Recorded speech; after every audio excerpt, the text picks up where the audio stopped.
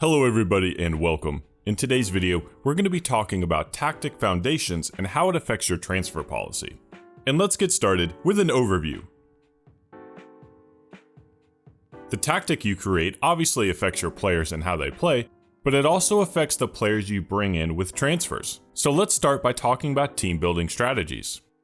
This is a potential idea, but the first part of the strategy is to figure out what are the core player roles in your tactic.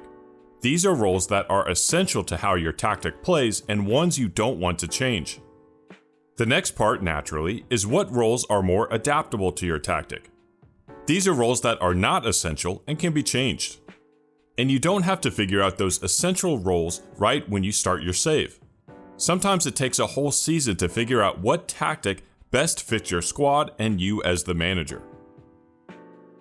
The main reason why I like this strategy is because of a problem I had, and frankly still have, when dealing with players to bring in. What would happen is I would think about the transfer window coming up and I would just aimlessly buy players without having a clear strategy. So how do we set up this transfer strategy and what things can we do? One avenue to take is breaking down the players you need into 3 categories. The first is the immediate need. This is where you only have 1 or 2 players that can play a position, or you have some that are aging out. The second is the backup. This would be a player that isn't an immediate need, but would still be good for squad depth. And the final one is players for the future. Maybe you have a position group that has plenty of players, so you can scout youth prospects to start planning for seasons down the road.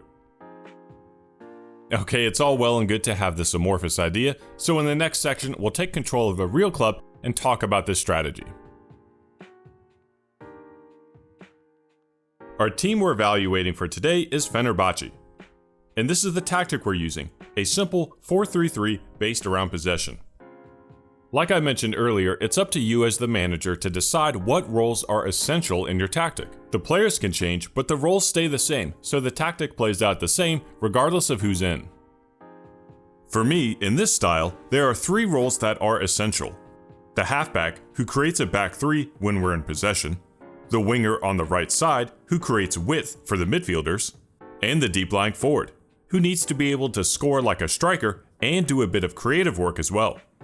All other roles can change depending on what player is in, but these 3 roles are absolutely essential. Let's take a quick look at a clip to show how these roles function. This is us on the ball attacking from left to right. This is the halfback. Him dropping has formed a back 3 with the 2 center backs, which lets us build out from the back easier, a staple in a possession tactic. This is the winger, one of the widest roles in the game. This positioning and width allows the midfielders room to work. And here's the deep lying forward, who drops into the midfield to help with possession, and his movement creates space for others. As the play starts, our possession focus gets us moving the ball around as we progress up the field. I'll pause it here with the deep lying forward on the ball. Here's the other 2 roles. Everyone in the tactic benefits from the movement and positioning from our 3 key roles.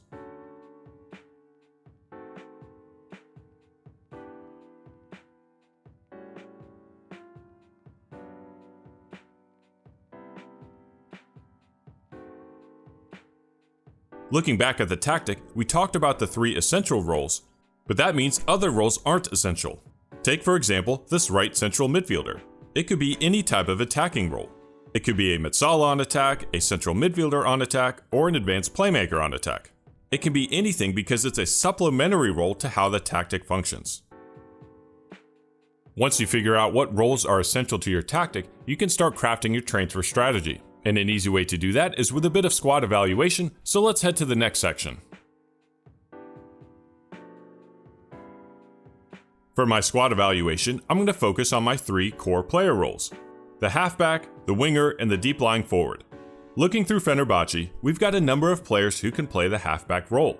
Players like Diego Carlos, who have all the characteristics and attributes I'm looking for.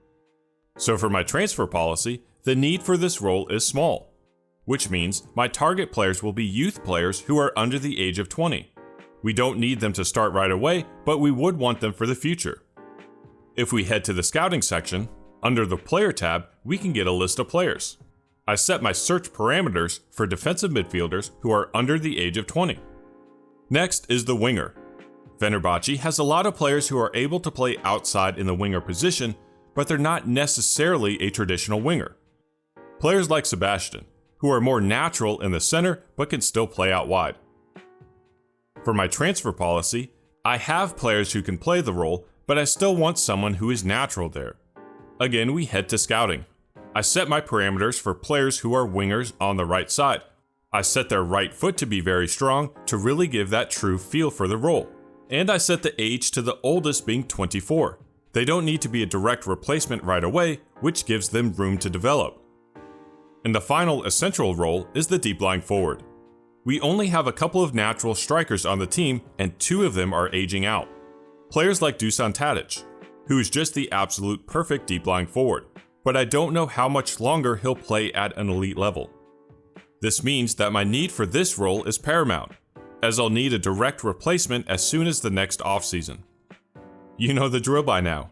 I set my scouting parameters to strikers who are deep lying forward, and the age to the oldest of 28, since I want players who are at their peak to be that direct replacement. We've got our search parameters, so let's head to the next section where we talk about players and transfer budget. When starting a save, I generally don't bring in players unless it's an absolute emergency. So say your squad only has 1 center back, I would bring in a player in that first transfer window. But I'm not bringing anybody in these first couple of windows. So if we head to the transfer screen, you can see my budget here. Importantly, what I'm worried about is this next season's budget. We're going to have about 7 million planned. This could change, of course, but it at least gives me an idea. And that's what we're doing, we're planning for the future. Fenerbahce has a good squad right now, obviously, but I want to make sure we're planning ahead to make sure we have those direct replacements coming in. So let's check out some potential transfer targets. The biggest need is a striker, and I found Eldor at Roma. He's a natural striker, and he can play the deep lying forward position because he has a lot of attributes I'm looking for, like first touch, technique, off the ball, and teamwork. He's also 28 years old, so he's developed and he's within our budget. I can expect to pay at most about $3 million. I don't mind paying the higher number because again, this is a position I need to bring in next season's transfer window. Our next player is Demba. He's a natural winger on the right side who is also right-footed, and he's got a lot of strong attributes, like dribbling, technique, and acceleration. In addition, he's well within our budget. He's only 22 years old, so he can still develop further. This is a perfect target, since he can start right away while still having room to grow. Our last player is Mehmet. He's natural in the defensive midfield position. He's got some strong attributes for a halfback, but he's also got some weaknesses too.